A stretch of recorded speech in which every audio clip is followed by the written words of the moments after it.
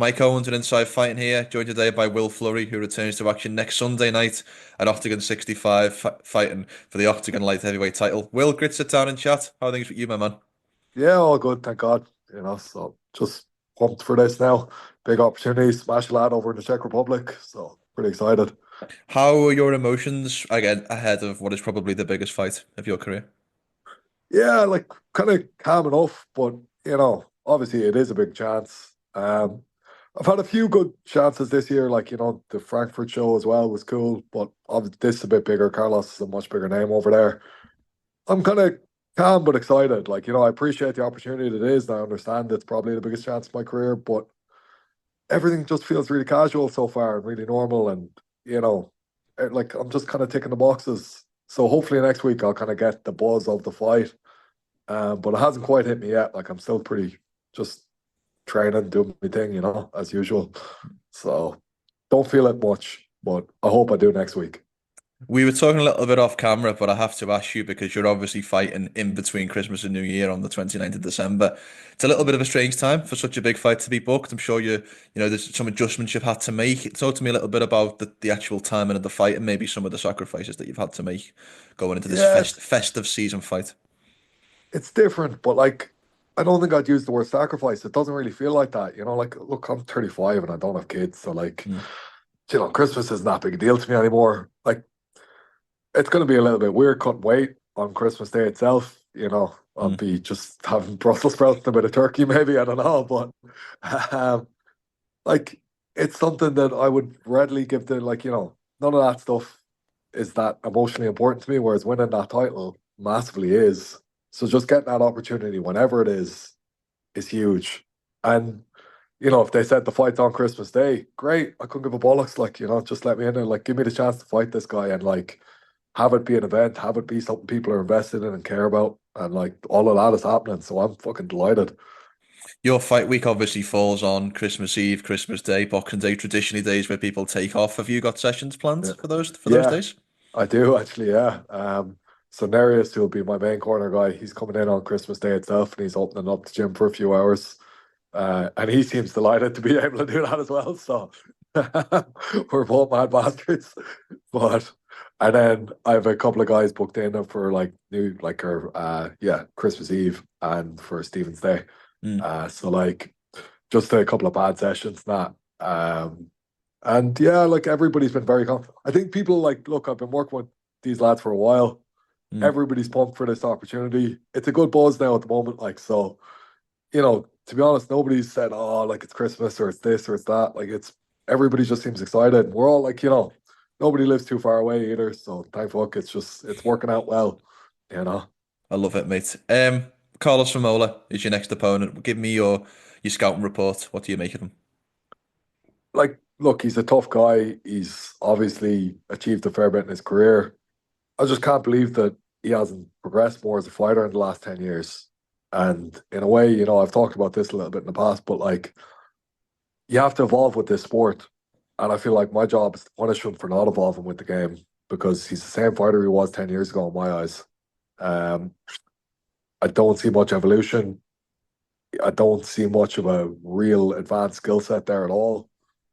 And I see a lot of opportunities that I can exploit. So like it's easy to say all this. I'm very excited to go in and put that into practice and show it and create an emphatic first round knockout like I did out in Frankfurt there. It's just yeah, like I kind of don't think he's evolved the way he could have and should have. And I feel like there's going to be a big opportunity to expose that and punish it. I did read the headline, and I'm interested to get your thoughts. Am I right in saying that you guys trained together about 10 years Yeah, ago? And if yeah, so, yeah, talk to me a yeah. little bit about that. So that's been one of the big things they've been building up with this Mm. fight. We trained together in London back in 2014, so it's a little over 10 years ago. And we had a sparring session. Like I was fresh in London. I was only there about 3 weeks at this stage. So I was getting off work on a building site to come out and do these pro team sessions in the middle of the afternoon. And one of the days I was just there, got called in, like, Alexis, who was the coach out there, just called me into the cage and Carlos was there gloved up already. And he was like, right, you're in with Carlos. And Grant didn't really know who he was. He'd already been in the UFC at that stage. So that was kind of my ignorance, to be honest. but gloved up, and we were sparring, and we were kind of in the middle of the second round, and I've been doing all right, not great, but decent enough. And he caught me with a decent overhand, and it wobbled me, and then he attacked a single leg. And as he had the leg up, he was trying to sweep out the other leg, and I was jumping over. And when I landed on that foot, the ankle just crunched in. I kind of landed awkwardly on the foot as I Mm. jumped over. And it was a bad one. It was like a proper crunch, snap kind of feeling straight away. So I went down and I was holding the leg and literally didn't say a word, just walked over the other side of the cage and was kind of like, get another one in. So I remember the vibe of that. I remember that vibe of being like, you're the fucking patty who's here being used as a piece of meat. Like, and just that he was an asshole. He never even fucking asked me afterwards when he saw me in the gym or anything like that. Oh, how's the ankle or any of that type of shit. It's 10 years ago. Like the emotional resonance of that is gone from my point of view. But it is like, now the shoe's on the other foot. And you get to feel like, I'm going to let you know what it feels like to be that fucking guy who's been used as a piece of meat. Because that's what you're here to do, mate. You're here to get the shit kicked out of you. And they know that. Oktagon gave you, like, the only reason I'm getting him is because they're like, shit, Will's going to be the new champ and he's going to be a dominant champ for a while. That's why I'm getting this opportunity. Because he's a big, big name over there. Mm. So they're betting on the fact of like, okay, we'll give this lad, Karlos, because he can go on and be a big name for us eventually. So I don't know if he's even fully aware of that, but that's certainly the situation we're entering into here. And it's like, you're the piece of meat now. You're the fucking thing that's been used. To that point as well, I always think it's interesting when a fighter announces the last fight. I think in some ways it's a positive thing. In some ways, there's that old saying of if you've got one foot out the door, then you should get out. Do you look at that as something that you can potentially capitalize on?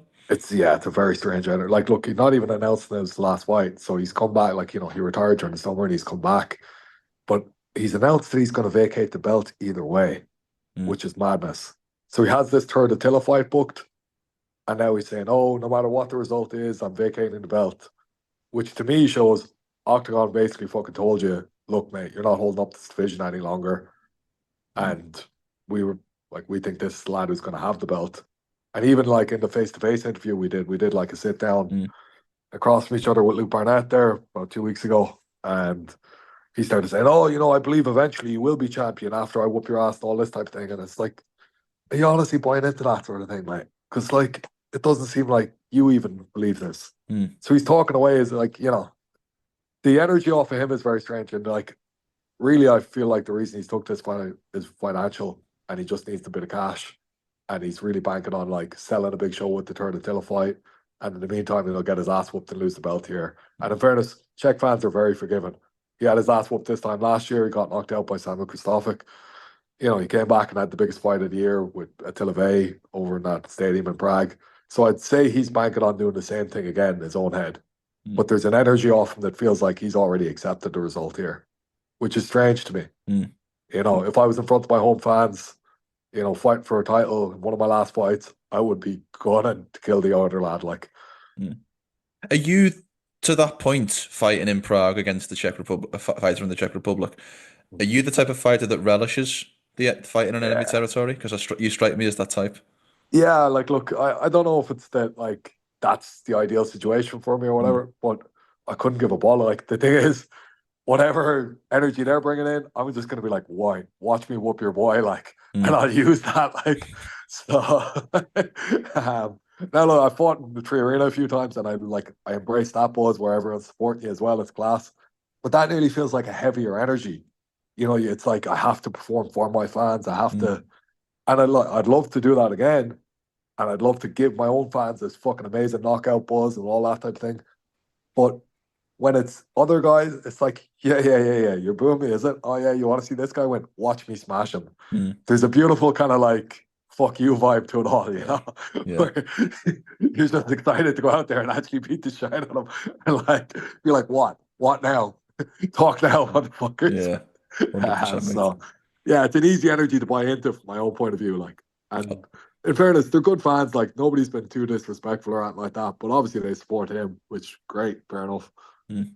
We obviously connected in Xtreme Couture in Las Vegas that Yeah. first time. How have you split up this camp? Have you done the majority of the or all of the camp over in Ireland, or have you moved to both on this This one at time, all? yeah. So the last one, so like I broke the hand over that Mm. time. I think I'd already broken it when I was chatting Yeah. to you. Yeah. So that was a mad camp. And Mm. I went in, I fought Daniel Spore off of that. And thankfully managed to win that fight regardless. And then I had a decent. I had to get surgery on the hand, and I had about 2.5 months where I wasn't able to train properly. Like I was able to do little bits and Mm. move around in shadow box and do weights and whatever, but couldn't train properly for about 2.5 months. And then I went over to Birmingham a little bit for my last camp because Pavel, the fellow I was fighting, Pavel Langer, he was a very tall guy. Now, Seta Busai out in Xtreme would have been like him, but just the way it worked out, I was like, I'm not really going to be able to get a consistent run over there because I had Mm. certain things going on at home as well. But I'm 100% like, look, sure, I'm wearing the fucking hoodie there. Like, I'm 100% going back out to Xtreme. And like, I love training under Eric, and myself and Sean get on quite well. And Johnny Walker's just moved out there as well. And he's saying I have a gaff anytime I want to go out. So I'll be back over regardless. Like, I can't wait to get back out there. But just the way it's worked out for the last two camps, I went over to Renegade in Birmingham and did a bit with Fanny Bean Edwards and Matty Byfield. And then this camp, I've kind of mostly been based in Ireland, like actually completely. Mm. Yeah, I didn't really go away at all this time around. And just the way it worked out, I had good lads that were similar to Karlos based here. And to be honest, there's nobody over in Xtreme that would be too like him from a sparring point of view.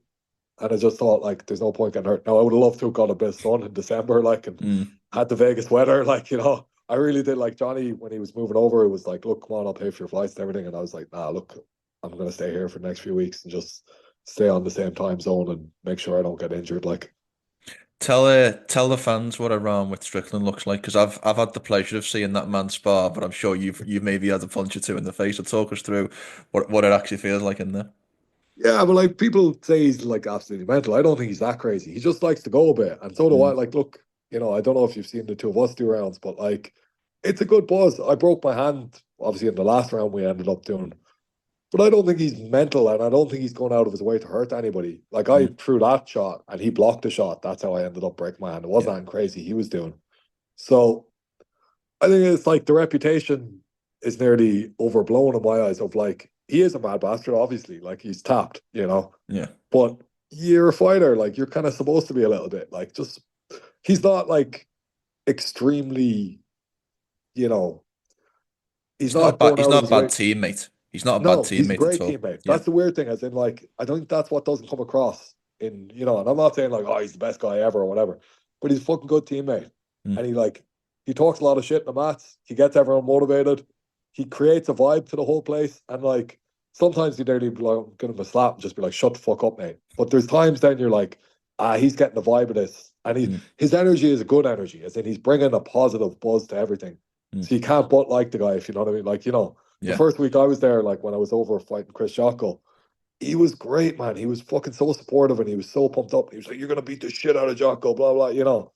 It was that kind of an energy, and like Mm. it's great. You buy into it. Like, look, we've had some fucking crazy rounds. Even like, I think one of the day he split, like I wasn't even wearing a gum shield. And he fucking wrecked the bottom of my lip. He was catching me nice that day because I'd been Mm. giving him a few good rounds before that. And he bust up the bottom of my lip, and there was a load of blood pouring out of my mouth, like. And I Mm. was just going for him, like, because I was like, all right, because I'd hit him a few body shots that were kind of decent enough shots before that, and I felt like I had him a little bit hurt, like winded. And Mm. we ended around just like 10 seconds of throwing down, and the two of them just kind of like breaking our shit laughing, and he got it. But afterwards, he came over to me, and this thing, he was real, like, he kind of broke it down. He was like, "You started coming forward too much." Mm. And he was like, and that's why he was able to catch me. He caught me like kind of a real good backhand to like right under the lip there, and Yeah. it really split the lip. Like it was like my fucking teeth came through my lip basically. Well, Um, but he was like, that's only because you started coming in too heavy. And then he like stopped up the rest of the class. And he was like, man's got God given fight, but he's got too much in his soul. Like, and he was kind of like, don't come forward as much as that, don't mm. buy into the trap of it, like, because I set a trap for him, like, Yeah. and it's like ultimately it's good advice. It's good, like it's good, he's got a lot of high level experience in fighting. Yeah. Yeah. And like that's what comes across to me more than the crazy bastard. Yeah. And look, he is undoubtedly a fucking crazy bastard. There's certain shit that I'd be like, mate, shut the fuck up. Mm. I don't agree with you here. Like, just leave it. Like, Mm. but nah, overall, great training partner.